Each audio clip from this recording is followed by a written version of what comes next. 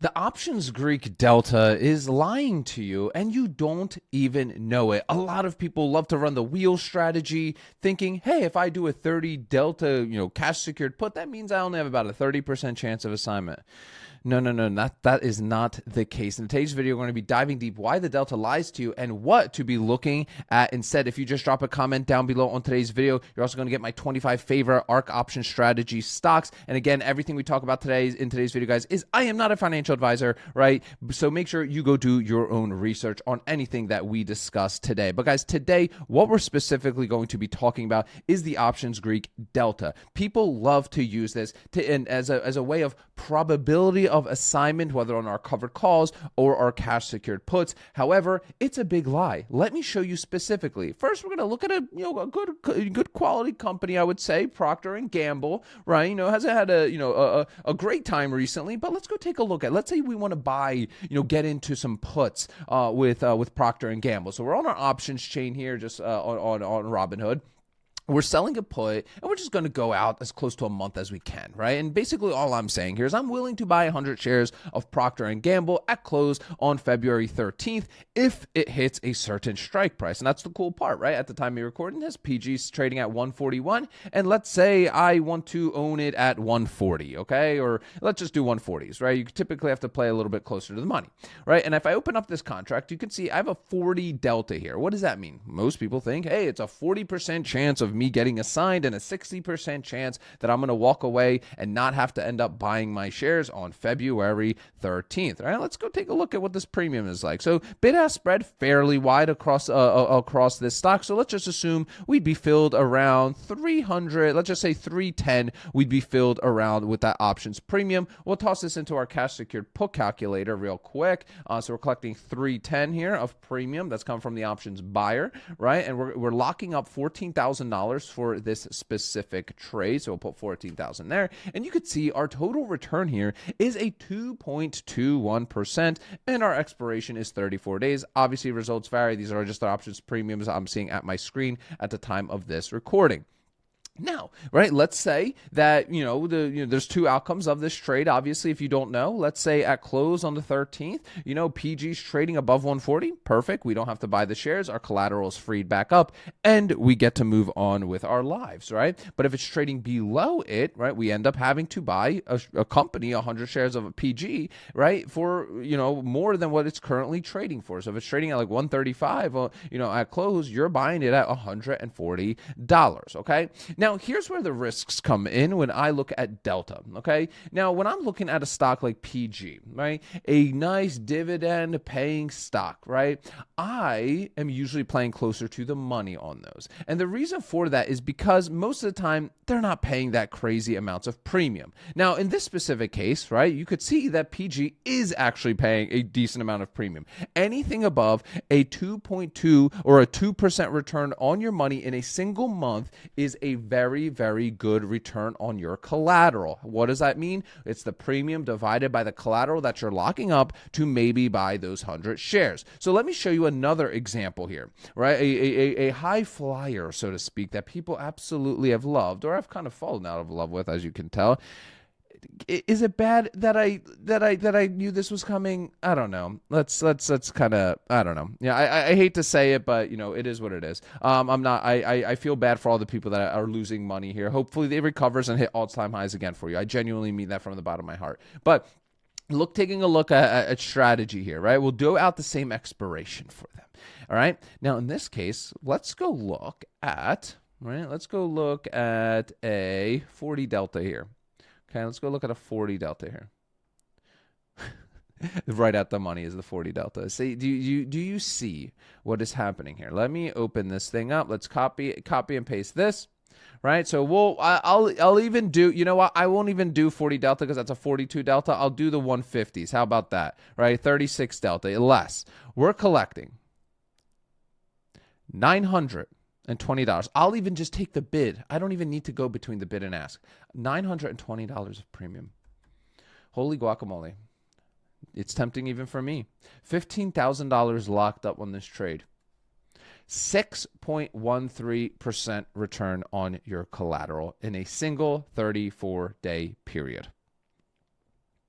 Annualized 65% return. That's crazy. And that is a crazy, crazy return. But the delta. But the delta's only telling us it's only a 36% chance that I'm going to have to buy it.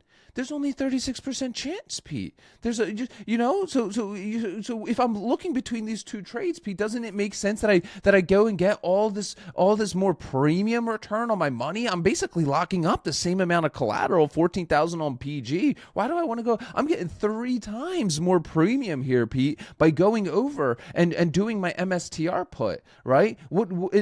And my delta here, right, on my PG is a 0.40, right? But my delta here on my MSTR is 0.36. I'm smart. I'm just going to do this. Less chance of assignment here with a 0.36. I'm locking up only $1,000 more, but I'm getting a 6.13% annualized. That's almost 66%. And this is a trap. This is called how you blow it, a strategy like the wheel strategy that I believe puts us in a driver's seat, puts us as the house, puts us in a position to be disciplined, consistent, and patient, and turns you into a gambler. Because this is where the delta falls apart, in my personal opinion, okay? And me, how I break things down very simply here, because I like things in plain English, not staring at charts and drawing on candlesticks on things that may or may not even happen and trying to guess what the market's doing.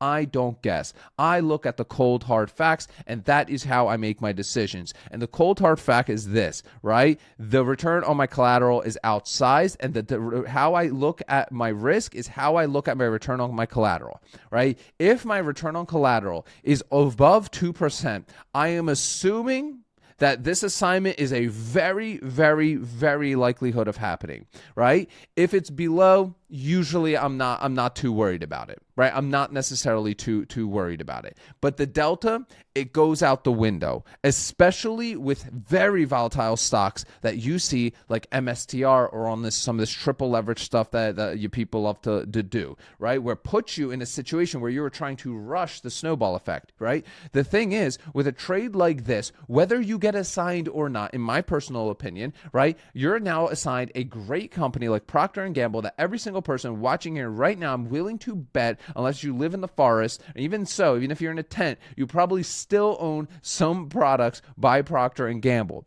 right? Versus a company that is pure speculative, right? That we have no idea what's going to happen with this company. Now, of course, could MSTR, Bitcoin, all this whole play that they have concocted goes, and yes, and it moonshots and it's incredible. Yes, and I hope it does. I genuinely do, because I see how many people have lost money in this.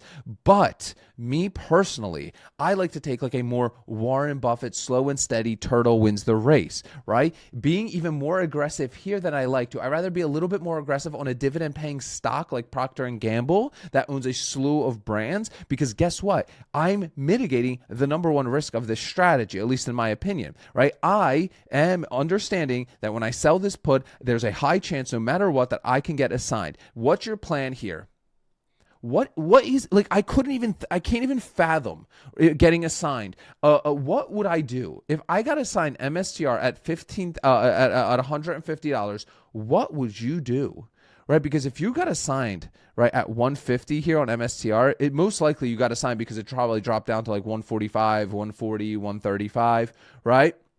And then you're thinking like, okay, now what? But so think about that. If you got assigned at 150, you're most likely not even going to be able to do your covered calls. You could, and you probably have to go out a year on your expiration to make it even worth your while. Your second option, just sell and cut your losses and move on with your life. That's probably going to cost you a few $1,000s to get in and out of that. With Procter & Gamble, what's my worst case scenario? I get assigned at 140, even if it drops down to 130, right? Maybe I have to do more quarterly based, covered calls on Procter & Gamble, right? Worst case, okay, it's not ideal, but I'm getting the money flowing. And then I'm also collecting a nice little dividend payment along the way.